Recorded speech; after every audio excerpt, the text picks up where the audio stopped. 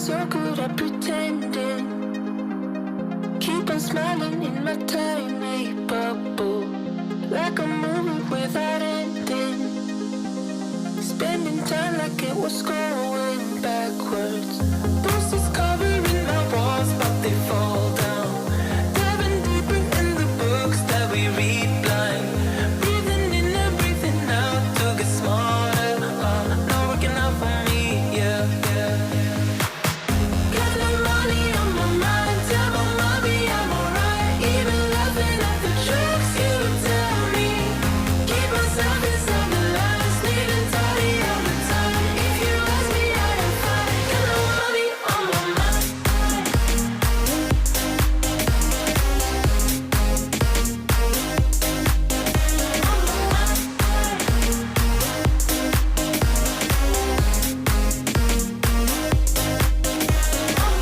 Repeating patterns like the others. Meditation through the yoga lessons. Going greener by the minute. Soon I can't wear any other colors. Posters covering my walls, but they fall down. Diving deeper in the books that we read blind. Breathing in and breathing out to get smarter. Not working out for me, yeah, yeah. Got no money on my mind. Tell my mommy I'm alright. Even laughing at the jokes you tell me. Keep myself inside the lines. Needing tidy all the time. If you ask me, I am fine. Got no money on my mind.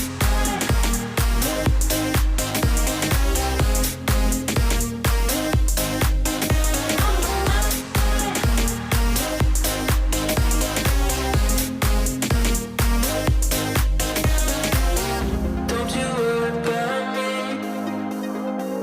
If I keep feeling like I'm missing something, don't you worry about me, yeah. Don't you worry about. Got no money on my mind. Tell my mommy I'm alright. Even laughing at the jokes you tell me. Keep myself inside the lines. Needing tidy all the time. If you ask me, I am fine. Got no money on my mind.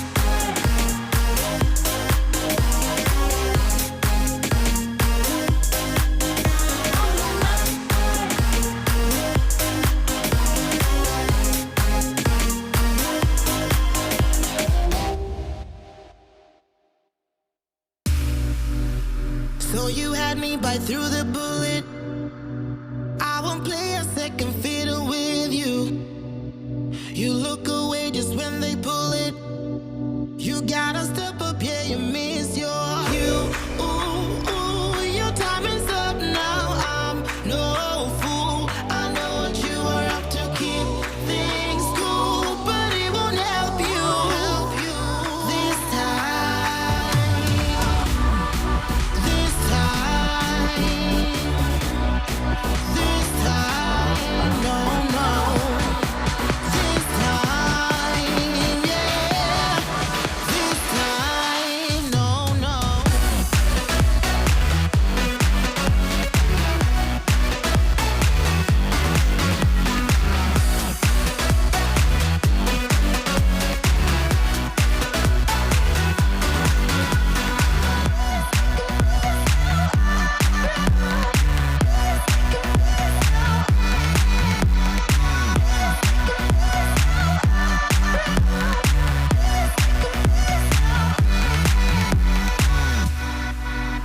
I had your back when they were on ya.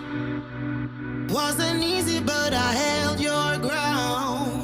Still I get nothing honest from ya. Excuse me, but I won't buy into your big lie. No need to bother me tonight. They shoot you down this time and I won't fight. I got my head held high. This time. This time, no, no.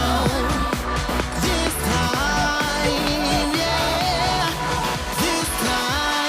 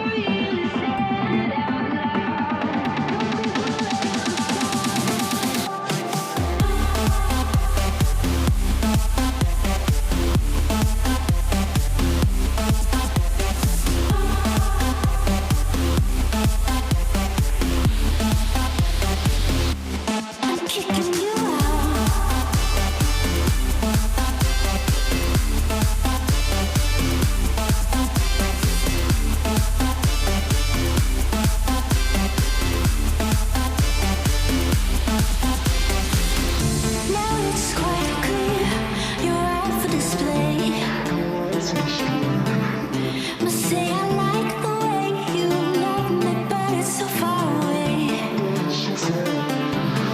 I won't let you hurt me, and you hurt me before.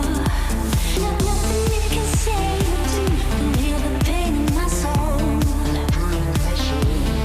Chasing after good girls, you lost this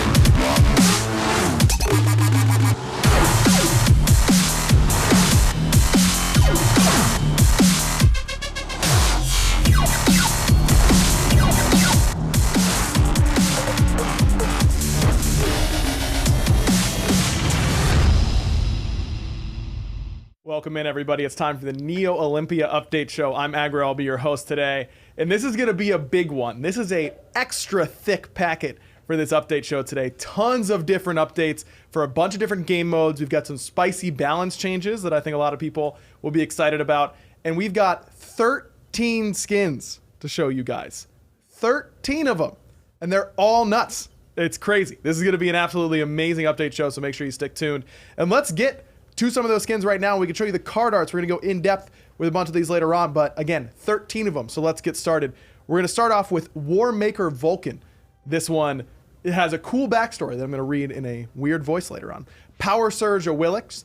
This one you should be excited about because Suku's got a new look in some ways.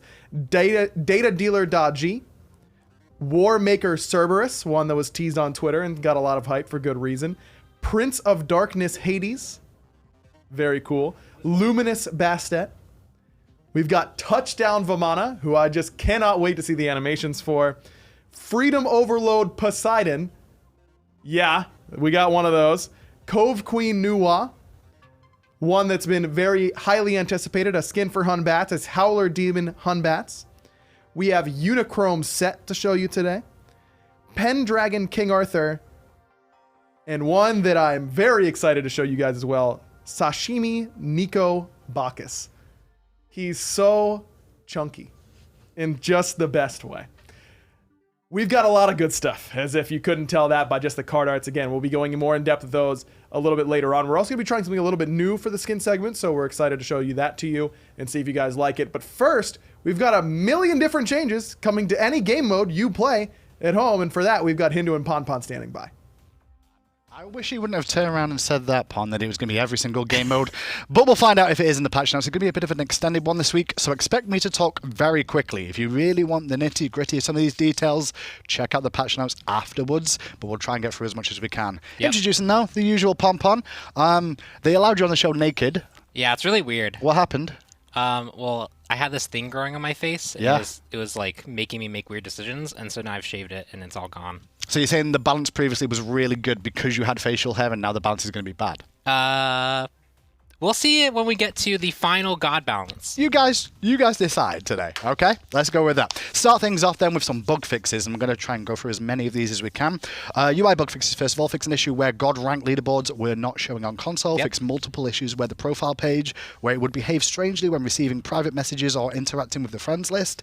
Fix an issue where your worshipper menu would not display accurate stats. Fix an issue where voice indicators would not display when a player was speaking in a match lobby. Fixed issues while with selecting skins in the match lobby. That's UI bug fixes number 1. As you can tell, I'm going quick because this is a lot of stuff to cover this week.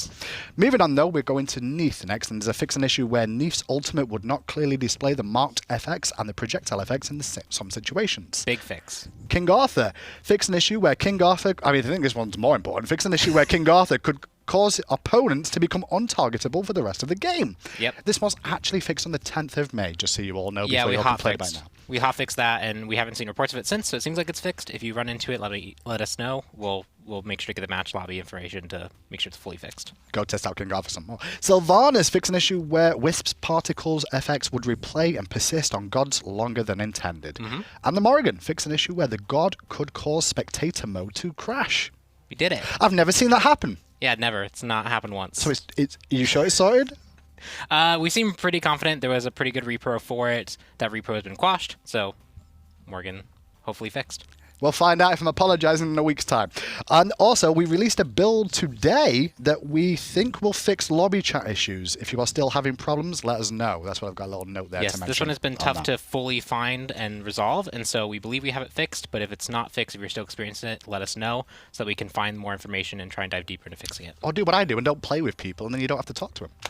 There you Genius. go. Just treat everyone in the game like an AI. It's a valid strat. It does work. Moving on, though, to Project Olympus next up. And we're going to start off with general increased duration of text chat and VGS text on screen from 3 seconds to 10 seconds. Yeah, you would spend 20 seconds typing your message on console chat, and then it would just disappear 3 seconds later. You're like, oh, okay, I spent a lot of time for that. Oh, I guess it's a console thing because you can't see the chat. Yeah, it was something that was shortened at some point, and we didn't really fully understand why, and so now we made it one longer just so that people can actually see all the information on screen. It doesn't disappear too fast. Also make sure that people who are spending time typing messages have it actually read by people and it doesn't get missed. Neat. So I can BM people and they've got more chance of seeing it. Yes.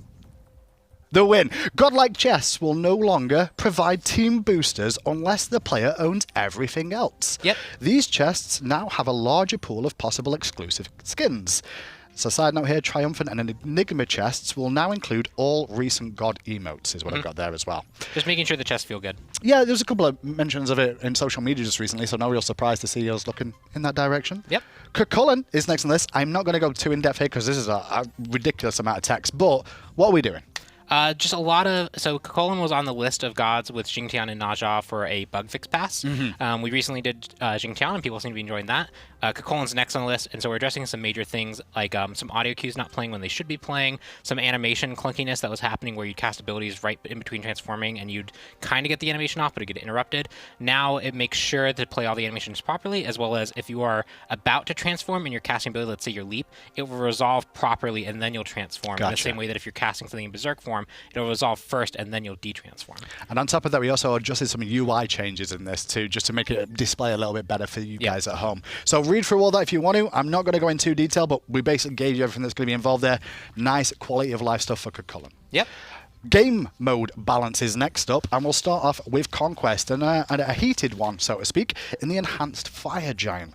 It's now going to appear at 30 minutes into the game, up from 25 minutes. We've also reduced the bonus physical and magical power that Fire Giant gains when it becomes enhanced from 20 to 10. And not only that, in Conquest, the Primal Fury is now going to provide 7% reduced damage from jungle camps and jungle bosses. Fix an issue where the Primal Fury buff was not increasing damage against jungle bosses as much as intended. Yep. So the Primal Fury thing, real quick, that is going to be 7% damage reduction and 7% increased damage to jungle camps. Correct. Per every one you take. Yeah, so the first one will be 7, next one will be 14. And that was largely done to make sure that the Primal Fury felt impactful. Right. The Oni Fury, you had these giant minion pushes, and you could really pressure, like, they had to make a choice between defending Fire Giant or defending their Phoenix that might fall. And so we just want to make sure Primal Fury is on par with that. Now, the Enhanced Fire Giant as well, that's just going to be pushed back 5 minutes on the Enhanced spawning more than anything else. So still Fire Giants there at the usual time, but the Enhanced version is just delayed an extra 5 minutes. Yeah, there were some weird situations where you had a lead, but you didn't have enough of a lead, and, like, right as you're about to get ready to go take the Fire Giant, it would enhance, and then it would basically stall the game an extra 5 minutes. You want to make sure that teams have an advantage. They've built one early lead. They have the opportunity to go for the Fire Giant and take it, and it was just enhancing too early and becoming too difficult too quickly. At 30 minutes, you'd already have enough items that even if you're more even, you can probably actually tackle the Enhanced Fire Giant, so you feel comfortable moving that back to 30 minutes. And largely, we want to just be careful with these changes because this has been something that the pro scene has been talking about a lot, and overall, it seems like the Fire Giant fights and the trades and the things that go on between it are actually pretty exciting, and teams have been having to adapt to it. But in some cases, it might be too punishing, and so we want to take light steps towards making the Fire Giant a little bit easier to manage. We don't want to go too overboard. Okay, well, that's it for Conquest, but Ranked Conquest, we're going to do some changes to, well, ranked play, I guess. Increase the MMR difference between players allowed for duo queue from 200 to 300 for players below Diamond rank, and from 50 to 100 for players of above Diamond rank. So basically, it was 50 before, and now it's going to be a little bit of a broader window. Also fix an issue where players' MMR would change too quickly if their first few matches after a soft reset. Yep. And so with MMR being visible as well as duo queue coming back, we've actually seen ranked population kind of rise and stay risen. And so with that, one, we can make the duo queue bands a bit bigger, so players are a little bit more forgiving in who you can actually party up with. Players don't get knocked out of your range too quickly, as well as just in general, we're taking a lot of data that we're getting from people actually being able to see their MMR and make determinants of how their match quality is and sending us that feedback. And from that, we're also making some changes to how we handle soft resets. And we're going to continue that going forward, seeing what issues arise, make sure players feel like every match is fair, and do any tweaks that we can. Next up then is Arena, and that's going to be to do with the Minotaur. Obviously it existed, but did it really do anything? I think that's what the changes are trying to do here, is make it do something. The Minotaur increased health per minute from 20 to 150, and increased physical power from 50 to 125. Also increased the physical power per minute from 0 to 40. Not only that, in Arena, we're also going to decrease the crowd sound FX volume, finally. Decrease volume on Minotaur spawn and death sounds, and decrease portal ambient noise sound effects volume. Arena, Minotaur change, it's just for quality, right? Yeah, it was a thing we added, and it never felt threatening that it could attack, which was one of the unique things it could do. Now this is going to be more threatening. If you're trying to tank it in the early game, it's going to be a bit less impactful. As it scales, it's actually going to scale with the game better, so that doesn't just become something that you just immediately kill. Gotcha. Overall, just changes to make sure that the Minotaur felt like a reasonable objective in the map. Cool. Next up, jungle practice for all you testers out there. Players queuing together can now pick duplicate gods, so you can both pick Odin. Players now move much faster while in the fountain. Yep. After that, go on. Oh, that was just like, it's fun to room in the center to get to where you need to go in the map. Be quicker. It's a test map anyway, right? Yeah. So it's much easier to get around. Assault, next game mode up. There is no longer a ledge for the fountain, and it now sits flush with the ground. Players can now walk back onto the fountain, but regen and bind capabilities will still follow the same rules. Is this just to avoid some of the issues that you can get when you're jumping off the ledge? Yeah, because I know there's a few characters that struggle with that sometimes. Yeah, there was always a few characters that had some issues with it, and it really wasn't until Yorm where like that became to a point where it was like, okay, we largely need to resolve this. And changing how fundamentally players move with verticality is a lot trickier than lowering that assault portal down. Makes a lot of sense. So assault, a little bit of a change there for that, but also vital orbs, those healing orbs that are actually on the map, decreased the number of orbs that can spawn on the map from 6 to 4, and relocated 2 of the 4 that remain. All orbs now spawn at 60 seconds, regardless of if any towers are destroyed. And finally, the last thing on the list, for all you assault mains out there that have been complaining about it, Baron Samedi now counts as a healer. Praise be. Yep. Which actually will affect his win rate because he was often not he would be picked and didn't necessarily have to deal with a healer on the other team. Because he's OP.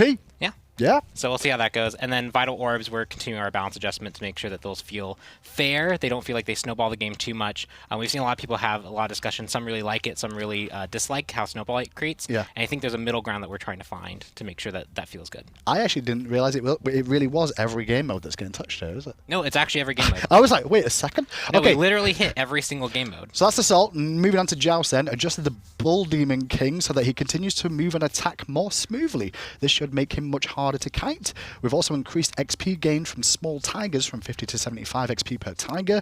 That was 100 to 150 for the entire camp. And the blue buff camp, Turtles, now use melee attacks. Yes. Melee. No more ranged? Yeah, ranged jungle camps are frustrating to fight. Melee ones are more fun to fight. Well, I guess the duel stuff is going to be similar, right? I guess. Duel is similar, but it has some unique stuff to its own right. Duel. Titans in Duel only now deal 50% damage to enemy gods only. Yep. They still deal normal damage to minions. Correct. Decrease Titan HP for Duel only by 25%. Percentage numbers are relative to the normal Joust Titan stats. Yep. And inherits these changes from Joust. The previous ones we discussed. So the Bull Demon King and all the camps Yes. change as well in Duel. Yeah, in Duel there are some situations where you were too easily able to just camp your Titan and then look for like one kill where they were trying to end the game and then hard swing it back the other way. We want to make sure that if a person has a lead and they're really trying to end it, they have a lot more capability to actually end it. Just Titan camping in general getting weaker this patch. Clash up next. General, the blue buff camps in the center of the map, they're the ones between your towers basically, have been changed to red buff camps. These camps now enhance at 10 minutes and not 5 minutes, which it was previously. Jungle monster balance decrease base health, protections and power of all jungle camp buff holders. I actually just think that was just something that was passed along to Clash and that was never updated. It was unique stats and they got really tanky. Yeah, they were rough. Like you would go fight them after they enhance and they might solo you if you weren't expecting it. So now they're more reasonable to fight players. They're still more difficult once they enhance, but they're just more reasonable to fight against. And Apophis balance as well on this map. Apophis buff, normal and enhanced. This effect now deals true damage instead of physical damage. Updated the visual effects of this effect. And now restores 0.8% of your maximum health every second. So that's 4% of your HP 5. And now restores 0.4% of your maximum mana every second. That's 2% of your MP 5. Yep. We're largely just trying to make sure to resolve all the... Oh, I think we have enhanced as well. Oh, no. Already went over it. Nope, already done that one. Either way, the whole goal of Clash was really, it had some odd pacing things. Things enhanced really early where like you never really got to experience the base version of the buff. The red buff would disappear, which is a large enabler for players to end the game, take Phoenix objectives, take the Titan at the end. And then Apophis didn't feel like a worthwhile buff to get because you often you would get it and then you'd be so hurt that you wouldn't be able to actually take any advantage and push, which some of the Fire Giant kind of solves by allowing you to regen. So you take some damage fighting him, but you'll regen it back. We're just adding that to Apophis to make sure that teams that do have a lead can end. Clash games can definitely stalemate for a very long time. without stuff like this. And the last game mode to be balanced is Siege. Adjusted the Wild Juggernaut so that he continues to move and attack more smoothly. This should make him much harder to kite. Yeah, you could one-man kite him and then let your team just kind of wail on him and kill him pretty early on. And that is it for all the game mode changes. We'll now move along to the item balance. Now, item balance this week as well, it's a little bit long-winded, but I'm going to be very quick over it because most of this is MP5 stuff, correct? Yes, a lot of it's MP5 stuff. The few targeted ones we'll talk about more. Sure, and we'll start off with one of those targeted ones right now, Shifter's Shield. We've changed the percentage health threshold for its effects. While over 75%, up from 50%, you gain 35 physical power, but while under 75%, it used to be 50%, you gain 35 physical and magical protections. Why the change? So this is similar to Blackthorn Hammer, where we found that you largely wanted one stat at a certain point, and then you wanted the other stat way later. Yeah. In this case, you want the upfront damage to engage really effectively, either dive in as assassin or dive as a warrior. But then very quickly, when they answer back to your dive, you probably want those protections fast. That's you true. often have dumped all your abilities. Now you're just trying to kite and get out, or like look for positioning to basic attack. Getting the protections quicker will help you more. So why in some situations there'll be a nerf depending on your playstyle. Yeah. This is largely a buff for people who are picking up this item who want to engage really hard and Gotcha. then get more protections. Gotcha. So if the initial engage, it could be pretty good. That's that for Shifter's Shield. Lightblade next on the list. Decreased attack speed from 15% to 10%. Now provides 5 physical power. Yeah, it matched another item, starter item exactly.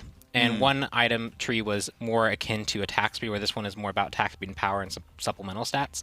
And so it's been changed to better represent that tree and help distinguish the trees. So loses a bit of attack speed to grant the 5 power, so to speak, for the same cost. Okay, that's Lightblade. Morningstar now provides 5 MP5, an increased cost from 550 to 600. Is that because of the MP5 increase? So yes, it's for the MP5 increase. It's also, we expect it to be a bit better of a starter item choice. Now instead of going like tier 2 Transcendence if you're a hunter, or for a jungler you could go Assassin's Blessing and Mace. You might actually want, if maybe you're Bastet who's pretty mana hungry, you might want to go the Assassin's Blessing and this as a start, which is 10 power and 5 MP5, which will really help you stay out. And so it's a bit more powerful, so we had to up the cost a little bit. Okay, the next up is all the MP5 changes. What's the reason for all the MP5 changes first? So when you add to the base item of a tree, all items above either need to be at least the same or higher. Gotcha. And the Charge Morningstar was 4, which is below the 5, so we had to bump it up. Then now that we bumped it up, the other ones had to come up to match, and then the Hydra's Star and Hydra's Lament tree didn't have any MP5 period, so now since we added MP5 to the base item, they need MP5. Okay, here we go. Welcome to the world of item trees. Here we go. Charge Morningstar, increase MP5 from 4 to 7. Transcendence, increase MP5 from 6 to 10. Heartseeker, increase MP5 from 7 to 10. Hydra's Star now provides 7 MP5, and Hydra's Lament now provides 10 MP5. If you want to read more about that, read the patch notes at the end of the show. Thanks very much. On to God Balance. What's the focus in God Balance this week? So very I'm on form today. That was good. That was really quick. The goal is targeted adjustments for the top-end characters, as we always do. Right. And then the other change is a lot of mage, and specifically mage healer adjustments to make sure that they feel good. A lot of characters had high either mana cost or very low base mana cost that made their abilities feel like they had high mana cost. And so we have a sweeping change through that. And then one other healer is getting more targeted buffs just in general. Okay, let's begin in the God section then. Achilles first on the list. We're going to decrease the basic attack range from 16 to 12 of his basics. Radiant Glory, decreased power percent buff from 10 to 20% is now going to be 10 to 14%, so a top end nerf there. And Combat Dodge, decreased physical power scaling from 50% to 45%, so a 5% reduction there. 3 different targeted changes towards Achilles. Yes, so the first one was the basic attacks. The animation just didn't match. Right. Earlier on, he had longer kind of stabs, but then over the course of development, he actually got shorter ones, but the basic attack range wasn't updated. That's just an unfair advantage he has above other characters. Characters like Awilix have that very targeted given to them, where he just kind of inherited it from old, like, earlier testing. Right. So that's being toned down, which will help players box against him. But the real changes here are the Radiant Glory and Combat Dodge. So he was just scaling too high in the late game. I think we've all seen the very powerful Achilles in the unarmored stance with some offensive items. Pop Radiant Glory and then Combat Dodge Hydra's Lament someone for a lot of damage. Lowering the top end power he gets from Radiant Glory and lowering the top end scaling that he gets from Combat Dodge should help mean that players have more opportunity to react against that. Okay. Achilles down. Next up, Amaterasu. Dazzling Offense. We've increased the damage per strike. It was 75 to 275. It's now going to be 95 to 275, so it's just an early game buff here. Yeah, and it's specifically targeted towards early game trading potential once you hit level 5. This ultimate was quite potent, but in terms of CC provided, but the damage for the amount of time you had to invest into it was underwhelming compared to other characters. Either other characters got lower damage off but way quicker, or actually even higher damage off and quicker. And so we're making sure that the early ranks of this feel impactful. If you you catch someone out where they can't escape you and you get to land all 3 of these, you should be rewarded for that, for the time investment that you're given. A lot of damage too, if you work it out, if you do land all 3. I But want- the time investment, It's like, I get you. I think it's like 60 to 70 base damage increase if you land all 3, because the math gets a bit weird, but Sure, as it around goes there. on. Okay, that's Amaterasu. Aphrodite, one of those healers in question that Pom Pom was mentioning. Kiss, increased movement speed increase from 4 to 20 is now going to be 8 to 20, so an early game, early rank buff for the Kiss. Also increased bonus damage from this. It was 4 to 20, it's now going to be 8 to 20. Once again, buff to Kiss overall in the early ranks. Back off now applies the slow. Sorry, back off now always applies the 25% Yes, slow. the one that you were linked to would get slowed. The one that you had would knock back. Now the one you have itself is also going to slow. Does the slow and a knockback? Yep, Okay. pretty good. And then not just that, but Lovebirds as well. Decrease the cooldown of Lovebirds, that's the heal of Aphrodite. It was 16 to 12 seconds, it's now 12 seconds all ranks. Yep. It's really strong. Yeah, so when you're playing the support role, you're able to support more effectively by having the rank 1 Kiss do more immediately. You have a higher chance of being able to peel with the additional slow and the knockback, so you have that consistently. And the cooldown both helps in terms of the support role, or if you're going to play mid, having access to a 12-second cooldown really helps you actually trade and clear against other mages. Okay. That's it for Aphrodite then. Moving along to Baron Samedi next up. He's going to get a bit of a change here. It's only going to be base mana. It's going to go up from 250 to 300. Too low? Yes, it was too low, and this was somewhat intended when he was first released. He had a lot of utility that he brought with all of his abilities, and since then we've kind of toned down that utility and strength of it to where it's now probably more fair that he can actually cast those as many times as he does out in the laning phase. Having extra 500 mana just increases how many abilities he can cast, how much time he has being out to regen extra mana. So this should let him stay out a little bit longer, be a bit more free to cast spells. Okay, next on the list is Bellona. It's going to be a nerf to Bellona this week. Scourge, decreased healing. It was 30 to 50. It's now going to be 25 to 45. So nerf to all ranks of this. What's the reason? Yep, so outside of King Arthur, Bellona and Achilles have been really the dominant picks that we've seen in SPL. Bellona has started to rise in ban rate as well as in ranked, but Achilles had shot up way past Bellona. And so while we did a heavier hit to Achilles, we did want to address Bellona just so that she didn't, with Achilles being kind of a main check against her, being nerfed, we didn't want to make sure that she just kind of rose way too far up. So she's getting a very slight healing nerf in the early game so that when she's trading with Scourge, when she's fighting maybe the totem, she doesn't get as much healing. But we're keeping an eye on her anyway, just in case she does continue to take off with Achilles taking those nerfs. Yep, we're going to watch it really closely. Kukulcan, next on the list, going to get a bit of love this week. Increased base mana per level. It was 34, it's going to 38. But not only that, the Tremor. We're going to decrease the mana cost of Tremor, which is quite important, 15 to 35 to 10 to 30. Early game level 1 Kukulcan's coming back, is that what I'm seeing here? Yeah, it's a really unique ability, and it was incredibly punishing to cast. Not only was it punishing early on to cast, but later on it kind of outscaled his mana pool in terms of like the percentage. And so giving a little bit of base mana will also help make sure that he has a mana pool to sustain Tremors. Chang'e as well. Next, General. Increased base mana from 290 to 310 and increased base mana per level from 43 to 48. So mana love all around for Chang'e. As well as Moonflower Dance. Increased the damage from 65 to 165. It's now going to be 85 to 185. So a buff to that all over too. Yep, especially for how much she kind of spams abilities. Her pool was low. This moves her more to the middle of mages, not even towards the top end. And then Moonflower Dance, we really carefully looked to see what ability we wanted to buff for Chang'e, either the 1 or the 3. The 1 we've had multiple iterations on. We feel like it's in a good place where it feels relatively fair to fight. You have some downtime in between it to figure out if you want to stay and fight the Chang'e, where she doesn't just get to poke you for free all the time. So Moonflower Dance, which is the more offensive move, you have to get closer to your enemies.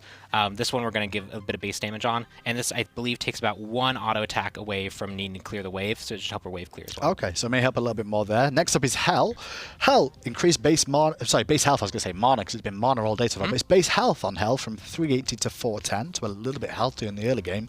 But not only that, Decay and Restoration. Decreased mana cost from 70 to 90 is now going to be 55 to 75. Mana reductions everywhere, it seems. Yeah, this is, she has to kind of be forward to get damage off, and that makes her very vulnerable. It should be a weak point of her kit, but it was a bit too weak. She had a little bit too low base health. In addition, Decay and Restoration, these are things you have to spam out all the time. The mana drain was just really, really intense there, and so specifically if you're going to be throwing those out for poke all the time, we're letting you do that a bit more often. Another healer on the cards, or a Suedo one I should say, is Horus. A couple of changes here, mainly bug fixes by the looks of it. Updraft, fix an issue where the follow-up basic attack was benefiting from lifesteal more than intended. Also fix an issue where the follow-up basic attack was not slowing. Also fix an issue where this ability couldn't crit when the projectile reaches maximum range. It could crit.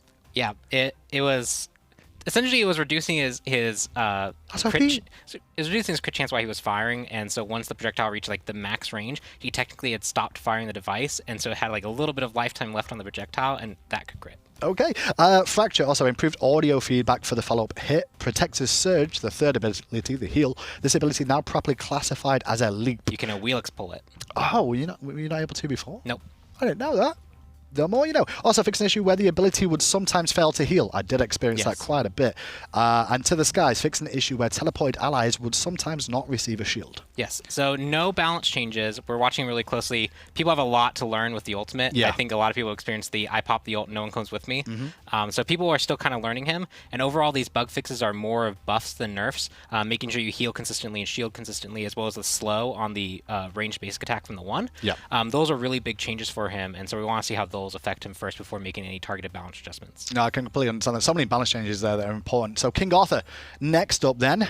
Nerfs? Yeah? Nerfs and some feedback for fighting against him. I was going to punch you if you said buffs then. I swear, I'm just sick of him. King Arthur, Surface, reduces bonus energy generation from 25% per stack to 20%, 80% down from 100% at maximum stacks. Yes. And Excalibur's Fury, Sundering Strike. The sword now glows a distinct color when at 35 and at 80 energy. That's nice. I like that one. Yes. So the first one is very targeted towards specifically like Conquest solo lane slap fights.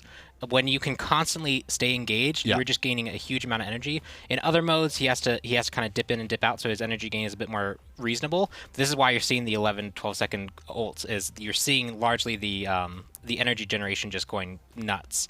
And so toning that down means that the top end there is going to be a bit better. The second thing is Excalibur's Fury. We normally don't give players a way to know if a player has their ultimate up or not. Sure. But King Arthur's a rule breaker. He has... Well, he's got 2 ults technically, right? That's probably one of the reasons for it. 2 ultimates. He has an energy meter. He has lock-on basic attacks that charge you forward. He works in a completely different way from other characters. It's not surprising that he might need a slightly different rule for how much feedback you have in regards to knowing if the ultimate's ready. So you can see right there the sword kind of changed color to indicate the 35. It's a very slight change, but because that one's less important than the 81. Right. But wait till he gets the 81. Okay. So just build that up for us. And personally, I like the Wait, skin. how are you doing this at the same time as being on the show? I'm really good. The beard was just holding me back. Oh, the beard's doing it. That's what you should have said more than anything else. There you go. Oh, it's Look glowing. look how cool that red sword is. Yeah, it looks more dangerous now. Yep, and it will hit you with the ultimate. Awesome. And then when it goes away, you'll see the sword change color again. Yep, but he has infinite energy on, so he's still above. Oh my god, that beard is stupid. Never mind. There you go. Hey, and it goes back to a normal glow. So get used to seeing the sword change color. You'll get used to that as time goes on, I'm sure. That's King Arthur. We'll move on now to his best old friend, Merlin. I'm going to look at Merlin next. Yes. So Merlin is a bit different than King Arthur, where King Arthur has dropped a lot in stats since then, so we're making very targeted adjustments towards like his top end solo lane potential and giving better feedback. He's just getting straight up nerfs. He's been really high on the ban rate along with him, so he's getting very targeted adjustments towards actually his damage output. Okay, here we go with the Merlin changes then. Obviously, at the moment, Radiate at the bottom decreased damage scaling from 35% to 30% per tick. Not only that, Frostbolt decreased base damage of this ability. It was 60 to 220. It's now going to be 60 to 200, so late game nerf as that gets leveled up. And Dragonfire, I think this one's a big one here. The protection reduction on this ability now only applies to enemy gods and will not affect minions. So it's a jungle nerf more than anything else, right? So he could shred Fire Giant and Gold Fury significantly more than other characters can, and so like that combined with like his high objective damage just in general, like the Fire Stance damage in general is really good for objectives, made him a very strong pick for teams wanting to go for Fire Giants and Gold Furies, and gave him kind of an extra advantage there. Removing that removes some of the ability for him to abuse that and get like a lead more than other characters would. Okay, well, we'll see how that works out for Merlin, see some more changes there, but moving on to Poseidon up next, and Poseidon's going to get some mana love. Tidal Surge decreased mana cost from 60 to 100, is now going to be 60 to 80, it's a big change there. Yep. And Whirlpool decreased mana cost as well, 60 to 100, is now going to be 60 to 80. Yes. Poseidon might not need to like invest so much in MP5 anymore. Yeah, it's one of those things where when you look at it, it's like, man, 2 abilities that cost 100 mana is really high, and so like late game he really drained through his mana pool. This should make him more reasonable compared to other mages. Next up on the list is Set. How's Set been doing, by the way? People are not particularly good with him. Is that what you're roasting the community?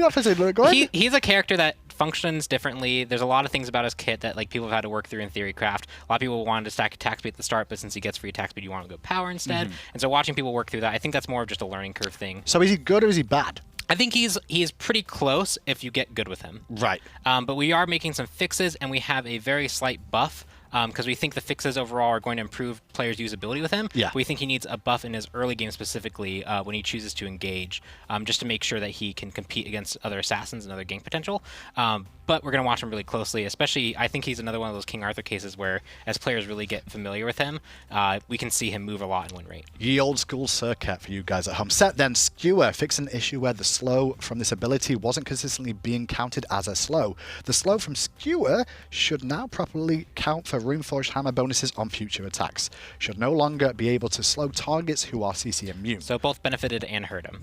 And then Spawn of Set. Spawns are now visible to Set through walls, which is a good change there. Sandstorm. The targeter for selecting a spawn is now more accurate. Fix an issue where this ability was not properly cleansing slow effects. And Kingslayer. Increase the healing from this from 30 to 90. It's now going to be 45 to 105. Yep, so that's the targeted actual buff for him. Right. His early game, he didn't feel like he had the payoff for actually getting a whole bunch of those marks off. The scaling later on takes kind of care of that. The healing feels very impactful late game. So that's why we wanted to focus on just the base amount so that he could actually dive more aggressively early on and try and play those high-risk, high-reward games. And then we move on to the last change, which I've been dreading this entire time. So I don't know how you guys at home are going to take it, honestly, because I can't decide either. This is one of the things that we had a lot of discussion internally about. I've heard a lot of arguments in the office over this one. Yes. So I don't know. Here we go, boys and girls. You ready? Jabalonke. His ult is not going to stun anymore. Correct. That's pretty much all you need to know. I mean, the effects are getting changed as well, I believe. The audio effects to allow for that, but it's still going to make the darkness. You're still going to get the range. It's just not going to have the stun mechanic. Yes, so there's a lot to go into here. I'm going to try and keep it brief. Xbalanque has a very unique ultimate for a hunter. Hunters generally have like very immediate teamfight impact ones or very selfish ultimates. His was more that he applied to the enemy team, and they had to just deal with being confused. Right. Losing vision is a really big deal, and it's not one of those things that like, oh, if you're really good at the game, you can just kind of ignore it. We see this at the very top end of the game, where pro players losing that vision really hinders their ability to make decision making, and it causes team fights to really go in the favor of the Xbalanque team. And so we were looking at this ability, and there's very few ways to tweak it, really, even. Like, you can make it a slightly bigger in range, but it creates some weirdness. Right. And so what we decided to go for was removing the stun on this ability. It's one of those things where in Smite you generally understand things that are happening to you, right? Like, if you get Circuit poisoned and you die and you see an explosion, you see the explosion effect go to other characters, you can kind of understand what the ability did, even if you don't know the exact things that's like true damage. This was one of those things where if you didn't explicitly read the text of Xbalanque, you really weren't going to figure this out on your own. That's true. Like, if you weren't actually reading it, how are you going to learn to stop moving specifically right then when that timer was going down? We discussed a lot of ways to do that effects treatment. Like, we were even thinking like a red light, green light scenario where literally it flashed red, but even then you would have to see it once and then understand that red light meant stop. Right. And even then that might not happen. And so it was just one of those things where it was largely confusing. The uniqueness of this ultimate really comes down to the fact that it's a confusion-oriented ultimate where it blocks vision and kind of fills your headphones with noise. And we wanted to preserve that aspect of it, and we felt like adjusting him where he needed to be adjusted because he's at the very top end. This is one way we could adjust him while also reducing, especially incoming player frustration with the character.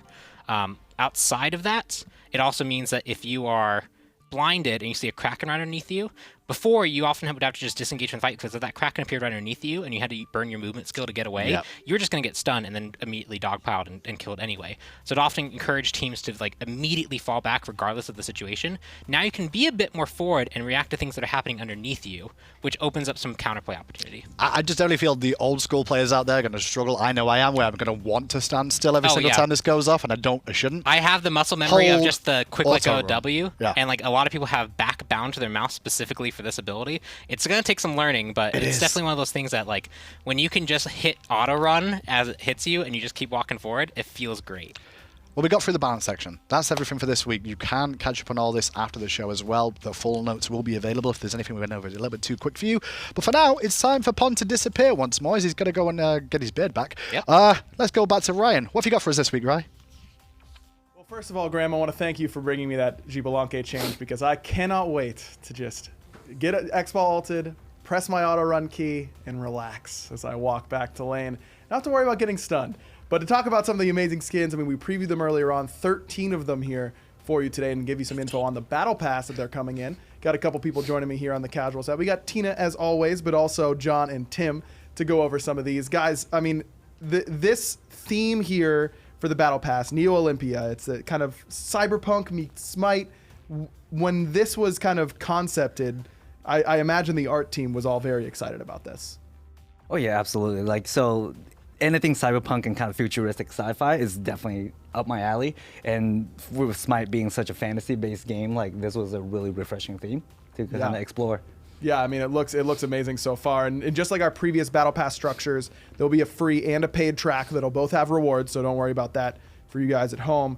So let's get into it. Let's get into Warmaker Vulcan right off the bat here. And we're going to try something a little bit different. We're not going to be listening to the voice packs at the end. Instead, we've got a little bit of a preview here for you at the very beginning, and then we'll go in and look at the abilities. So take a look at Warmaker Vulcan in-game. I was cast out from paradise by the gods, only to end up with them in this hellhole.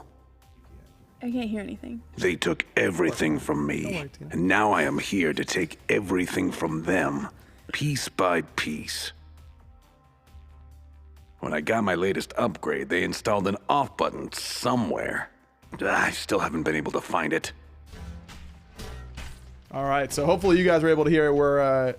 We couldn't hear it on our end, but I'm sure it sounded sweet, as always. So Warmaker Vulcan, this is kind of a protagonist here in the Neo Olympia Smite universe. Tina, you're usually my go-to for the lore behind the skins. Yes. I've written this a long time ago. I'm sorry. I was actually gone for like 3 weeks. Okay. So when Well, I I've got a little skin, thing here, and I can read it. Oh, awesome. Yes, please jog my memory. Jog my memory. Okay. Once a member of an elite society, Jesus Christ. he was maimed and cast out.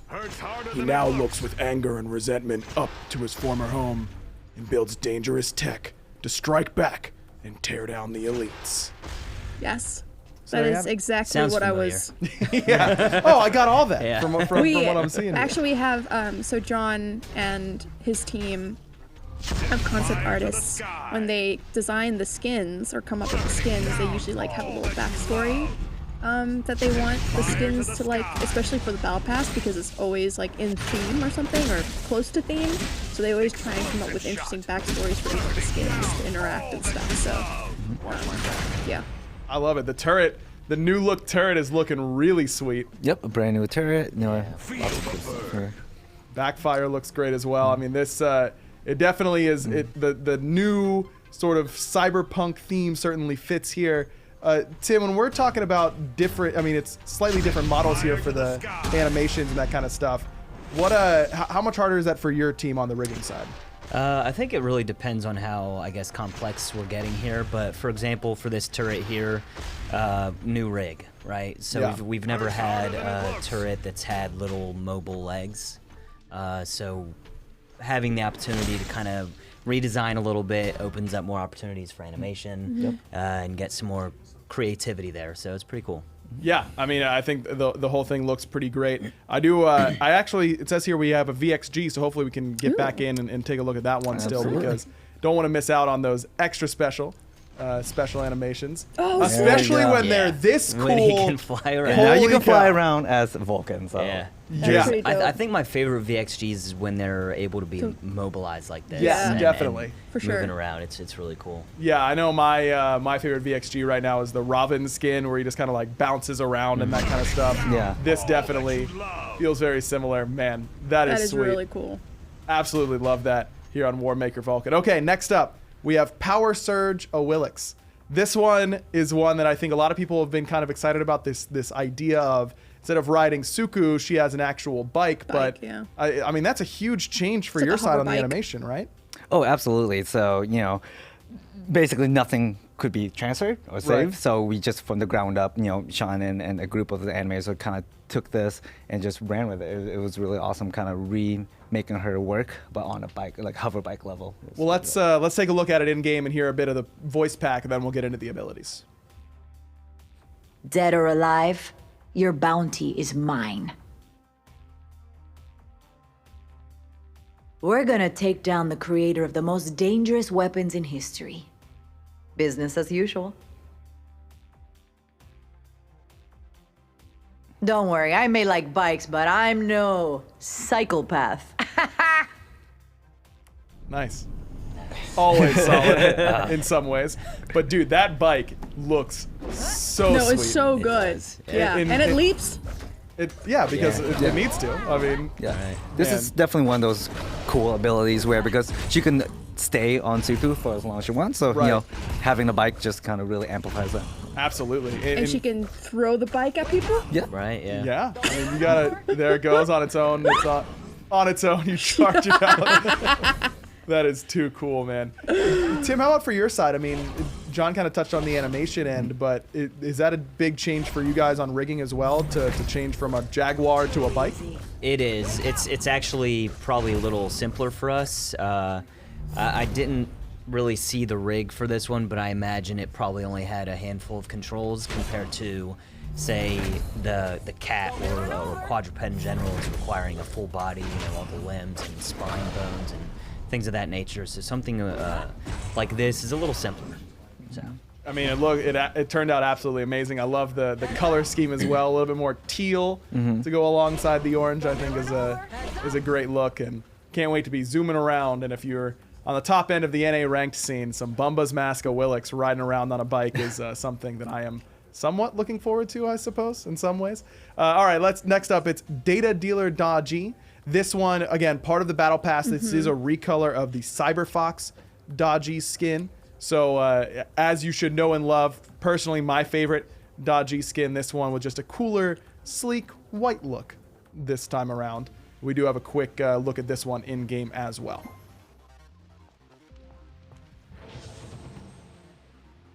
Oh, okay. I wasn't sure if we had the little video or not. We do not, but that's okay because we already know what the voice pack sounds like.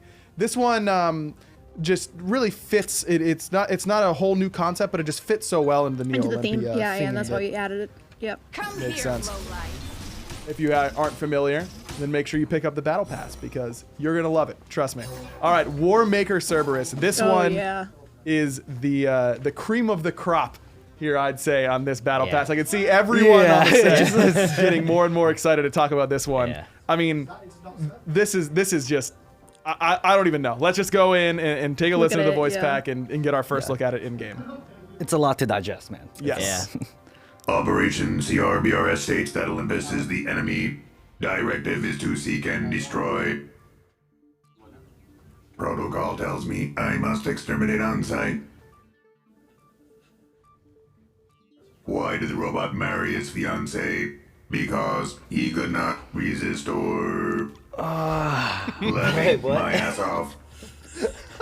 Laughing my ass off. Oh my gosh. The voice, everything I wanted it to be. Yeah. Okay, so the guy who voices this, who did this, he actually sent in the voice recording just like that. Really? Like the audition. Oh, the audition was like that. I was like, this guy legit level. sounds like a robot. We don't even need to add effects. But we did. I mean, we did, but Sure. he was so good. And it's exactly what this skin needed because it is already so cool, but that really does just take it to the next level, right? Man, I mean, this is literally just a tank. That's all that is going on right here. He's a tank. Cerberus tank. Yeah, this skin was really, really exciting to work on. Whenever the concept first came through, I knew right away I wanted this.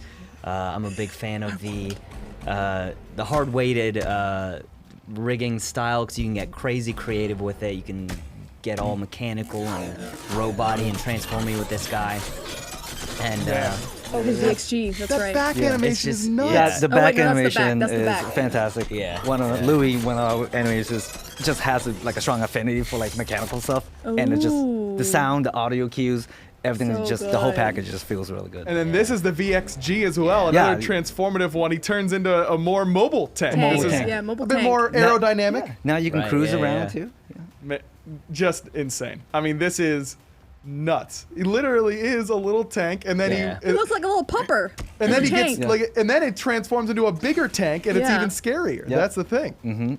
It really got it all. Just that is just awesome. The recall as well.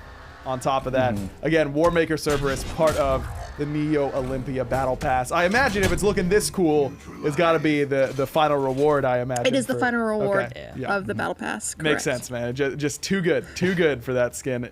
Excellent stuff. All right, so we've got some more skins to show you guys, but we're going to take a quick break on those to go and toss it over to Hindu and Isaiah to be talking about some community news. They're going to tackle some skins and a whole bunch of other stuff, so we'll throw it over to them now. Thanks a lot, Ryan. Yeah, we're just kind of waiting for you guys in chat to calm down after that skin, because the quality of the skins, Isaiah, is getting crazy these days. Absolute unit. That server skin. Insane. Ridiculous. Well, that's one of the skins. Anyway, community section real quick with Isaiah. How's it going, first of all? It's going well. How about you, man? I'm doing okay. I don't know. I've not read what people have said about the patch notes yet, so we'll find out. Right. What about you? We'll see. You I'm doing well. I haven't seen anything. I know chat's been reacting. You know, there's some mixed opinions about the Shivalanke change, but we'll see how it goes. Wouldn't be a patch if there wasn't. Anyway, then, community news this weekend. What's going on? This weekend, win 3 games, earn an Enigma chest. It's that easy. Oh, simple. Yep. Friday, Saturday, and Sunday for a total of up to 3 possible Enigma chests. So play this weekend and get yourself some Enigma chests. But not only that, we've got the Odyssey skin competition, Yeah, right? so we ran through the Odyssey 2019 voting bracket. Emir and Baron Samdi ended up as the final winners. I didn't rig that, by the way, but it fell how I wanted it to for the most part. Yeah, I can't complain. We actually had an internal bracket, and Baron and Emir ended up being a lot of people's final 2. But the team is working hard. They are almost done with the final concepts for voting. So the final voting should start in the next couple weeks for you guys. Just be sure to stay tuned to official SMITE social media, smitegame.com, and we'll have that voting up for you soon. And last thing to mention as well, during this section, is Twitch Prime stuff. Yes, Gladiator Thor is the current Twitch Prime bundle. Be sure to pick it up, get it for free with your Twitch Prime subscription. That bundle goes away on the 24th, so next Friday. So be sure to claim that. And then, the next thing we've got to discuss is you've got a skin here for me. What's this skin for? Yeah, the next Twitch Prime bundle There's another one? Yeah, Oh. it's the last one, actually, in this promotion. It's for Hades, and it is Prince of Darkness Hades. Let's have a little look, then. And Yeah. he's vampire-esque That here. card art is good. Wonder who that empty throne's for. It's probably nothing. Oh, I wasn't sure if you were doing a secret, maybe this is the new god coming out after that. I don't know. Maybe that chair will be empty afterwards. Yeah, who would sit on that with Hades? I have no idea. I'll have to Interesting. catch up on my lore. Let's have a listen to the voice pack for this game. Follow me! You will help me escort these gods to the underworld. Everyone falls under my rule. Eventually. Oh, surprise! Another son of Zeus! At this point, I'm not even shocked. That guy was probably a rabbit in his previous life. And here's a little look at it in game 2 of the abilities. He's got a fear of a live-action Hades, doesn't he? That's what he's yeah. got So through this me. is actually the first skin for Hades to where he's actually a human. You know, normally he's like the evil, dark, or like the Ragnarok lava. This is the first skin for Hades where he's taken a human form. And he's going to beat it up on the battlefield too. Exactly. I love the effects too, how they're a little bit like black and dark. It's really cool. It does look really good. Obviously, Olympus going to have a fun time getting feared because that's what happens with him there. But this skin is going to be part of the Twitch Prime bundle. Yes, part of the Twitch Prime bundle that is available on May 24th. Oh. So you'll get this. I believe you get a loading screen, an announcer pack, all for free. We're just giving it away. And then after the Hades one, we've got one other thing really quick to touch on with you. I know it's lots of skins this week, boys and girls, but hey, they're all pretty damn good in my opinion. This one's awesome. It's very rare that I'm the one that says that. Bastet, Luminous Bastet, Yes, I believe. Luminous Bastet. We've got an all-new chest coming to SMITE in the Neo Olympia update called the Extraterrestrial chest, and this skin will be available in it. Yeah, definitely got an alien theme to this. Oh, yeah. For sure. Those kitties do not look very much like kitties. Right? Well, let's see what Bastet's got to say in a voice pack. Weird clothes, strange language. Who are these people? Why have they come here? Leave in peace or leave in pieces. Why are aliens messy tea drinkers? With flying saucers, it's hard not to spill it. That model looks absolutely crazy. I'm a big fan of like the purple-blue color scheme. I do like the little VGS bits we've going. We've got to get the laugh spam in though, Isaiah, because that's the most important thing. Chat cares about I'm the greatest, you rock cancel that. Oh, yeah. And the laugh spam. They're the most don't forget common use. Woohoo. Of course Woohoo. Yeah, we'll have to work in Woohoo soon. Woohoo depends if the laugh's better, right? Whichever one's better. Woohoo or laugh is one or the other. There's a little look at the pounce there. of this new skin. And where's this going to be available? So this is going to be available the second week of June, I believe. Yeah, don't hold me to that. We'll have full information on when all of these skins are going to be available. I didn't mean to put you on the spot. You're supposed to know this, Isaiah. So yeah, as soon as the patch notes go up on the website after the show, there'll be info on when all of these cool skins are available. Look at those cat creatures for the ultimate. Yeah. Super unique. Definitely different to what we've seen before from the likes of Bastards and but still doing the same function, which is quite important. No spot. Yeah, they definitely look a little bit. You know what they remind me a little bit of? I don't know why, but something from like Pitch Black or something like that. You know, like one of those old films like that where you're like, okay, the terrible alien creatures, they're going to try and rip your face apart. And that's it for the Luminous Bastet, and that's it from me and you, right? Yeah, that's it. Well, over to Ryan we go for the last of the skins, which I don't know how many's left, but let's go, Ryan. Keep going. More to come. Thanks, Hindu and Isaiah. Talk about these skins. We've got Tina still here, but we've got Chris and Chris. And we've got Chris M and Chris L, and I'll be honest, guys, I don't know which one is which. I'm sorry, but that's fair. I'm just gonna keep it as Chris and Chris. I think that's the way we should do it. And I want to get right into this one because this is one that I've been excited about since it was teased the other day. Touchdown Vamana. I had the pleasure of meeting Kelvin Benjamin, who's a huge Smite fan. He came to HRX and all that kind of stuff. He came and did an interview with us here at the Skillshot Studios, and he was telling me he loves Vamana, and I love that we were able to incorporate, a celebrity Smite fan, but also, I mean, it's a natural fit, right? It is. It's a natural fit for Vamana. Sure. Let's take a listen to the voice pack here first. Hey, don't worry. I got the big money plays. Trust me. I'm gonna tackle you so hard, you're gonna be crying big boy tears. What kind of tea do football players drink? Penalty. You kidding? I know, because I'm so funny. Yeah, that's a good one. There, touchdown, Vamana. Dude, that animation is sweet. Cool. He's stiff-arming his way through the team fights. Is that turf, Dude, look at the ground. Yeah, it's turf. Yeah. That's like a football field. Man, that is so awesome. I love that. That was the big thing, a completely new one. And that, as we said, it's kind of a natural fit, but to put that football sort of spin on it, I imagine was a big deal for the art team as well. Yeah, it was super important that we make it fit him as a character, but also the theme, and it fits really well. That football throwing is awesome, dude. He's got a clean spiral, by the way. Good. Yeah, my man can whip it for sure. That's a great throw. I want you to know he's bigger in real life. Like Kevin is bigger than Vamana in real life. Yeah, Kelvin he's like Colossal Fury Vamana size. I have to look. He's like a whole head and a half taller than me. This is Kelvin Benjamin. Kelvin. Yeah, that is Kelvin right there. This is him. Sporting Kelvin's number as well, the number 13. It's just so sweet. Tina, it says here that he helped write this voice pack as well? Yeah. So we sat in a room together, and Kelvin and Bree, his wife, we just went over it, and he read my lines. And the thing is, I'm not American, so I don't know much about football, and he helped explain a lot of things, and then added his own little flair to the skin and the voice. So that's very cool. Yeah, that's awesome. Very cool. Let's take a look at the VXG. I think we do have one of those. Oh yeah. Oh, that's so cool. That is really good. That's how you flex on him. Dude, that is sweet. Kelvin Benjamin, of course, a wide receiver in the NFL and had a very storied college career, which many people around here in the SEC world of college football are either very happy about or still very salty about. A big catch for him in a big game. But hey, you got to live with it now, and you're going to be seeing it in all your Smite games with touchdown Vamana. Amazing. I absolutely love it. All right, here's the other one that I've been very excited about. Have I said that enough yet, this update show? Oh, yeah, this is so good. Freedom Overload Poseidon. Oh, my God, yes. I can't handle all the freedom. Where do I put all of it? I'm holding all of it. There's nowhere to put it all. It runneth over. It really does. Let's take a look at it in game before we get a look at the abilities. I want you to join my team, Team America.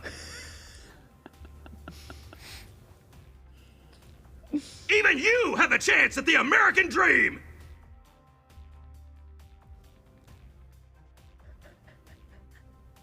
I'll tell you what I told that art lady. The primary colors are red, white, and blue. I like how he's shouting at me. So exhausted. Oh man, we're really getting started right off the bat with that Kraken. And it has a different pose like every time. It randomizes the poses. It's like three different poses. Watch. See? Oh my god. See? Oh, that is it's incredible. So good. I love it. Oh man, that fighter jet. Yeah, dude. Is sweet. Does that also? Yeah, it's got like a little curve to it as it flies. Yeah. And that's for the player only. The takeoff at the end, right? No. Oh, really? Oh, anyone can see that. Oh shit. That's sweet. Didn't take long for. Well, I guess you got through the first section, Tina. So you. Oh yeah, you're right. I'm just really excited. Yeah, man, this is just. I'm overwhelmed with the instructions were to just make it over the top. Yeah. So this is over the top. Well, I think you got. I mean, I don't know. It's pretty subtle, Chris. I mean, it's like, what is he really like? That's my question.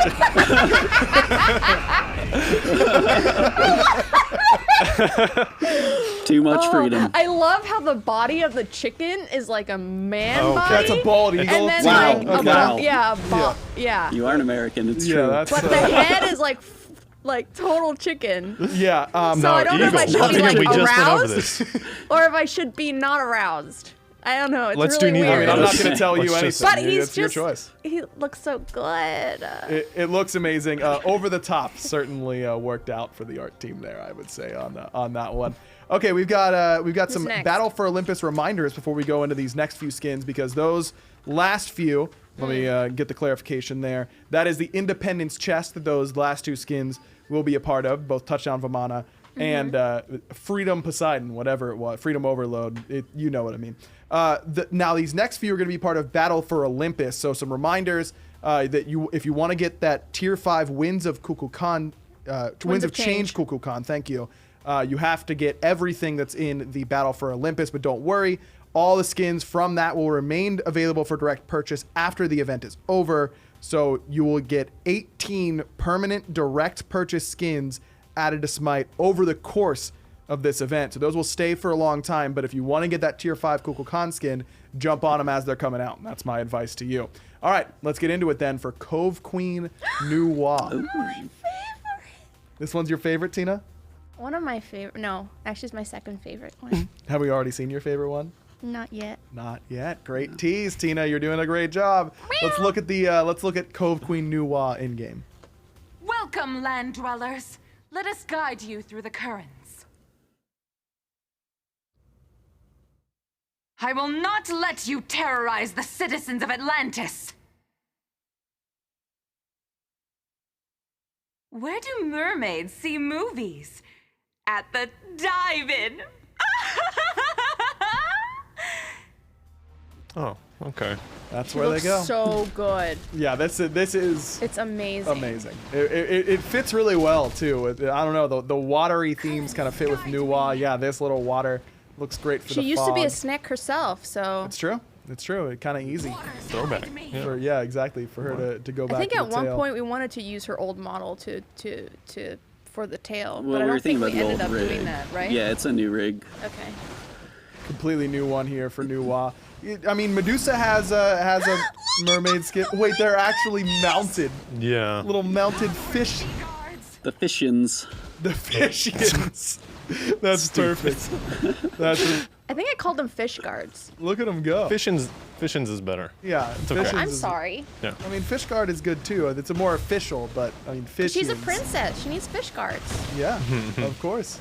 Of course she does. The water splash sound effects always on point. They also actually die now.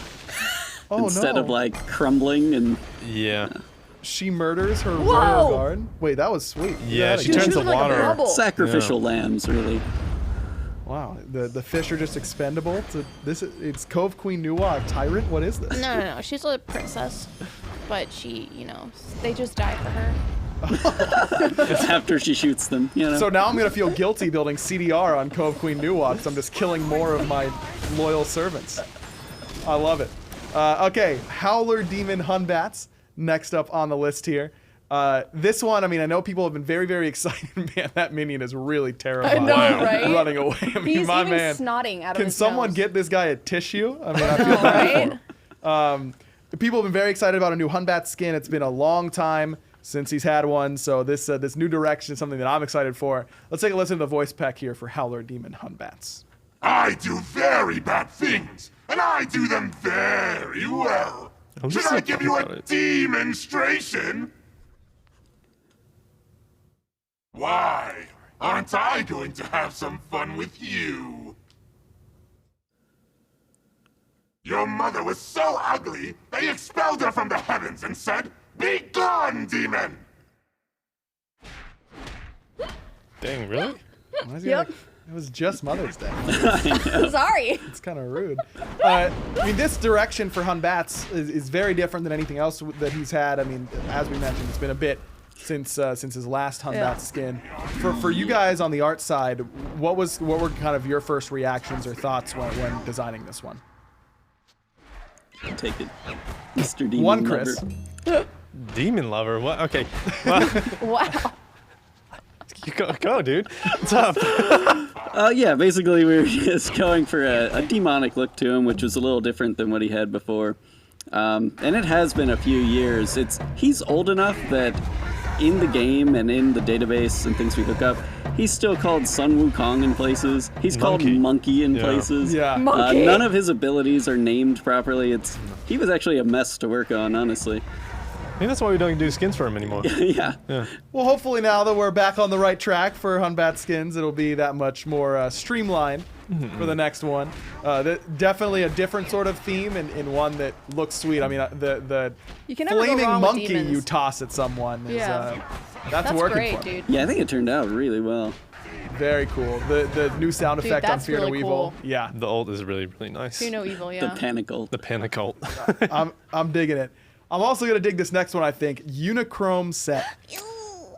We teased this one in the last update show, I believe, because again, this is part of this Battle for Olympus event.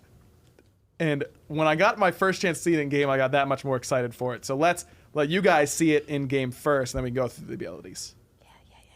Let's paint this town rainbow. Who's with me? Did you just call me pony?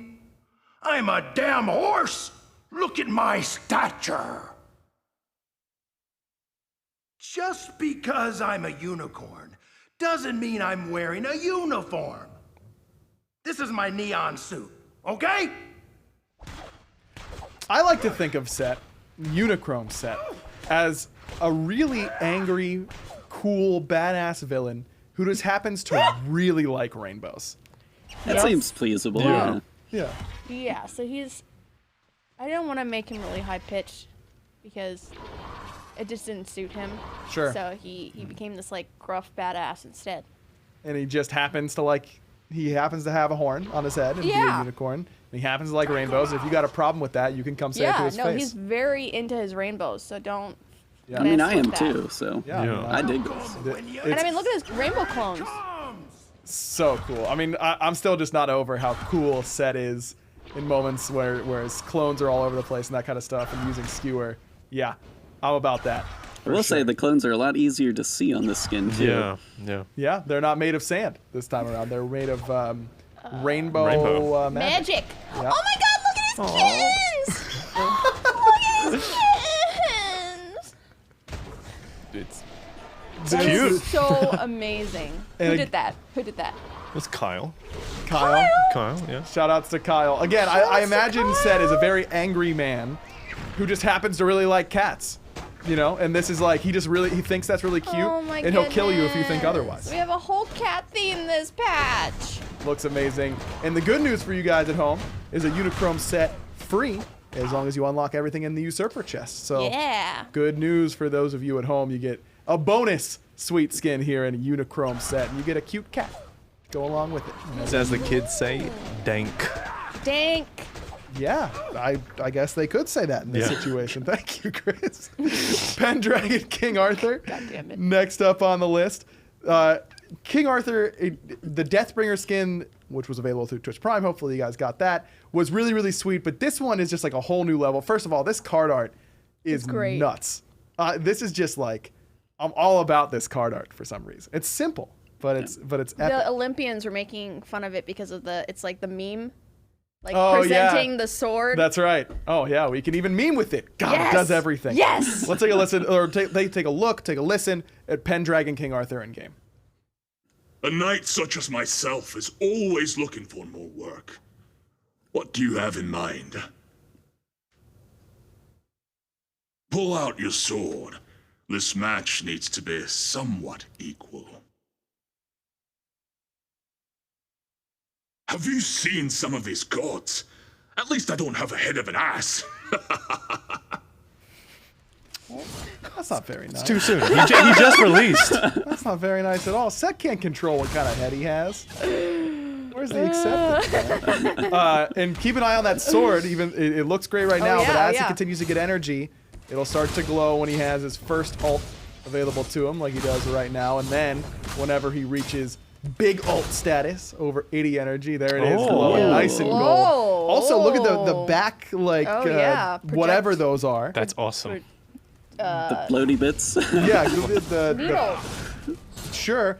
Those also will represent his energy on the skin. So it's kind wicked of sick. An extension of the sword. This is just Merlin's all about like dragons and stuff. He's got like the dragon fire and whatnot as his ability. This is like now they're best friends. Pendragon Yeah. is Arthur's thing, right? Arthur Pendragon. Oh yeah. So then we're like, okay, well Pendragons are actually red dragons, but since we already have a red dragon skin, why don't we make a white dragon with like red skin stuff. Okay. Scales. So that's what we did. And it turned out great. Yeah. I love it. Definitely shout out to I Love Tails. I love Tails. I love Tails. Gonna be all about this skin, I'm sure. I know. And the Bastet one. Yep. And as the other always. one that we haven't announced yet. Is it really hard to add tails to skins? It is. It's a lot of secondary work. The rig has to have bones to support it. Yeah. I did just get word in my ear that, by the way, that I Love Tails has already officially approved. Oh, really? excellent. Congratulations, everybody. We did it. We got there here for Pendragon King Arthur. Okay, this one, I've got a feeling that, Tina, your favorite is about to happen. Oh It's my good. God, Oh, it's yeah. this Sashimi one. Nico Bacchus. He's a chonker. What happened? Like, how did this happen? That's my question. Like, it what was like went on? combination of AJ and it was team effort, yeah. A combination but- of AJ and I just always wanted a cat in the game that's really, really chonky because I really like chonky animals. And so we were coming up with Bacchus skins and I'm like, what if we make a fat cat? And then everyone's like, I don't know how well that'll do. And I'm like, can we just try see concepts? And so they came up with awesome concepts, and this came out. And here we are. I think specifically one of your drawings influenced the direction Oh yeah, heavily. I'll post that on Twitter later. I actually drew like what I imagine in my little brain, big brain, what it would look like. Freudian slip there? Yeah. Yeah, Galaxy brain. Yeah, we'll let Tina rest her big brain for a second. 'Cause we've got a chance to look at this in game and listen to the voice back. My quest is to find the biggest, tastiest, most legendary fish in all the lands, and then eat it. Oh my God. I will not hesitate to slap you with my tuna. The world can't be flat. If it were, not only would all the fish fall off, but cats like me would push everything else off it too. There you go. Flat Earthers resigned. Yeah. Checkmate, Flat Earthers. This is... First of all, I do have to ask, can you explain to me the difference between chonky and chunky? Chunky Chunky's for is like cats. tuna. Like there's chunky tuna. Yum. Okay. Chonky is like fat. Okay. So basically... Chill out, please. If I'm eating it, it's chunky. Yeah, if If you're I'm not eating it, it's chonky. Yes. Okay. There we go. Exactly. I'm glad I'm on the same page now. What is he knocking up here with the There's like some like mud effects. I guess because he's in the water a lot, fishing for tuna. Fish guts, I guess. There's I don't fish know. bones in his burp and stuff. Oh, no. Look at his burp. It's like there's fish burping out. Oh yeah. Man, he ate a lot. Yeah, he ate a lot of fish. That's a lot. He's chonky. He's not going to be chonky anymore if he keeps doing You that. don't get chonky by by not dude. eating a lot of Well, fish. he's maintaining at this point, right? He's gotten there. This is his prime body. Yeah. This is what this is. You may not like it, but this is what chonky cat looks like. Get used to it. The fish as the weapon, very different than the static. It flops meat. around. Yeah, it's floppy. Like really. Truly. And when you hit someone, it's like. Yeah, we had to fight for that fish, but all I wanted for this skin was to be able to run around and hit people with a fish. And we finally got it. Seems like we got it. And he got a tail too, by the way, which is like he was talking about was really hard to. We weren't sure if we were gonna give him a stubs, like a little stubby stub, or if we're just gonna go on full tail. But we decided full tail. There he is in all his chonky glory. I love it. That is Sashimi Nico Bacchus. Okay, next up we have Seraph Horus. This is one. Sick. This is absolutely epic. This is when you get all 6 skins from Chapter 2 of Rightful Air Chest. Battle for Olympus. Yeah, the Rightful Air Chest. You unlock this exclusive Seraph Horus skin. I love skins like this. I mean, like the overwhelming splendor, that kind of stuff. This is only a preview. We only have the card art here for you today, but I can't wait to get a chance to see this one in game. Tina, I mean, I think it looks great. Oh yeah, it is phenomenal, dude. So this guy, oh man, there are quite a few concepts with this one. Oh, AJ's here. Holy. Hey, what's up, AJ? Oh, Magic. we traded 2, so it confirmed 2 Chris's equals 1 AJ. I guess is the math that I just worked out over there, because that's what we traded out. But AJ, you're not here to talk so much about Seraph Horus, are you? We've got some different stuff to talk about. No, we're here to talk about the final reward for the battle for Olympus, the Winds of Change Kukulcan, which Tina and I have been working on the design and the background, the story, the theming, the voice acting, the casting, the matters of changing that he will do. All of those things, and working closely with the art team to kind of bring it all together. So we're really excited. We're going to show off very clear images of what he looks like, because we showed a really cool teaser image. Yeah. And it had a lot of mystery, I would say, in it. That was probably the reaction I got. People were like, this looks cool, but what exactly am I seeing? Well, you're about to find out. So now we're going to give you guys a clear look at that. Well, it's time to find out then. So let's take a look at the 3 forms, and we're going to go more in-depth on each of these 3 forms in just a moment. But it's Celestial, Life, and Void. So I'm guessing it would be, in order here, it'd be Void, Celestial, Life. Correct. So in this scope of this skin, Kukulcan has a revelation as a god and kind of ascends. He learns about the cosmos and the infinite truths of our universe, and that things are always being created and destroyed, and life is trapped in the middle, and that he kind of learns more about what it means to be a god. And that's kind of how we arrived at this skin. Gods are often on Earth, they are gods of things like lightning or fire, but what does it mean to be a god of true creation and destruction?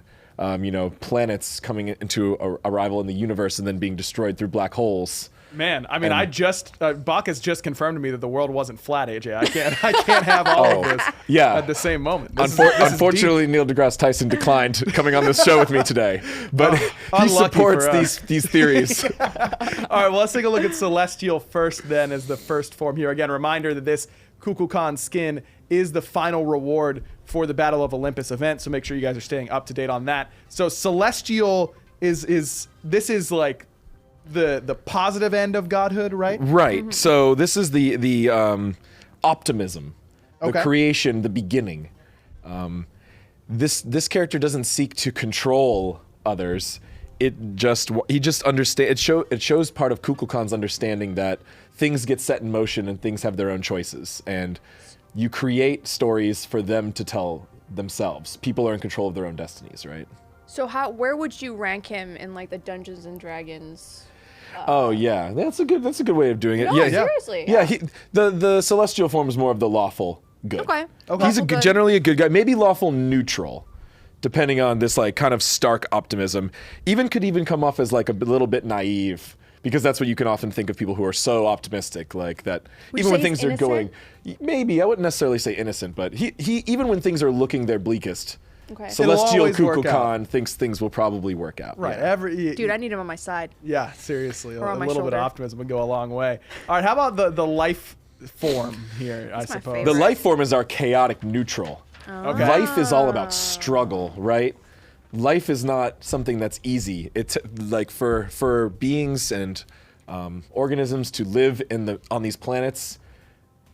They had to survive crazy conditions, Right. dinosaurs, meteor strikes, global warming, etc. But life is the thing that life represents, and often nature in lots of popular culture books is persistence, right? Like the beautiful photo of a tree growing through the cracks in the concrete, right? Okay. Life finds a way. Rebirth. Life right? finds a way. So this Kukulcan is more passionate and emotional, and focuses on its tenacity and its persistence as his positive traits. Okay. And that leaves the void form. This one more, maybe not so nice, I would say. Maybe not evil either, but just kind of understanding that its resistance is futile in a way. Yes. Pessimistic, nihilistic, not necessarily mean, but could come off that way. Sure. Things are meaningless because in the end, we all return to the void. The new Hades skin looks like he would get along very well with this guy, right? With this guy, yeah. Yeah. Like No, but it's all- Hades still heavily relies on life and death. This That's is true. beyond that. This is Okay. nothingness. Oh, so he's like This is Dr. Manhattan. Sure. I'm not super familiar with that character, but yeah, me neither. I He trust just Tina. doesn't. He's just like so beyond it that he doesn't. It's like life is like so minuscule. Exactly. Okay. So more importantly than their personalities and their themes is their visuals, and that's what we wanted to show Sure. today. So that original teaser image that we released, that showed the helmet, the head of each of the three forms, and here we're showing the whole bodies. Okay. And one of the really cool things about Kukulcan as a floating god with a lot of movement to him, we have a lot of flexibility on how we can change his silhouette and his structure. He looks So really, completely for this tier different, right? 5, we tried to push the absolute boundaries of changing a god's silhouette and core form. Yeah. So all of those gods, they're going to be flying, they're going to be floating, they'll have a lot of movement, like Kukulcan does. But as you can see, we almost gave some extra limbs to the Yeah. celestial form. He's not the skinny little noodle. And the void The form is void kinda form like, is missing like a some and noodle. almost Yeah. almost trails off into energy. Oh, cool. So like, I'm really excited to see how they're gonna look in and 3D. the but- nature form doesn't really have a dragon head. It has like more of a horse head. This is lots of different creatures you can different creatures see in its combination. design. Influence. Some bird-like, some And mammal, deer, reptile. like antlers. Can you give us any sort of hint? Because I'm really curious about how these forms will be changing. Are we ready to talk about that at all, or is that something we're still keeping under wraps for now? I think so. Sorry to put you on the spot. No, it's okay. I'm not sure if we wanted to talk about that in a Fair enough. separate section. Yeah, we can hold We're it off. still Better safe discussing than it, sorry. really, is what I would say. But more thematically speaking, we're going to be going from in order. Okay. So you'll most likely start as celestial, then move Okay. to life, and then on to void. Okay. But this one doesn't necessarily have an upgrade feel, or like it doesn't feel so linear. It's cyclical. So we want him to be able to kind of rotate through the forms more. So Cool. we'll be using that, and we'll be using a lot of that kind of space-time continuum, cosmos language. Like we'll be using that as inspiration for his ultimate and for his transformations. So have we decided? Let's say I want to always stay in nature form because I like horses. Can I stay in that form? I don't want to go into all of the details of that yet. Okay. But we liked how that tech worked on areas where you could manually change, and we're looking into ways to improve it or utilize it in a similar way on this skin. But it's still work Up in for debate. progress on Okay. that, yeah. Cool. Awesome, man. The skin looks great again. Battle for Olympus. Make sure you're caught up all on that because that is the tier 5 reward. Winds of Change. Kukulcan. Tina, AJ, thanks so much for joining us. What a show, huh? Yeah, big one. Make sure you're Very big. staying tuned to SMITE Game on Twitter for PTS and all that kind of stuff. Also for release dates of all of these skins into the client. For those of you who are excited to watch Esports Weekly, which should be all of you, theoretically, that'll be starting in just a little bit. Probably 4:30 is when we're aiming to start that on mixer.com/smite game. We'll catch you up on everything in the SPL as we get coming out of the bye week and have a pretty big week in the SPL starting tomorrow. So again, mixer.com/smite game in just a few minutes. Make sure you stick around and check out Esports Weekly. Thanks so much for watching. We hope you enjoyed, and we'll see you next time.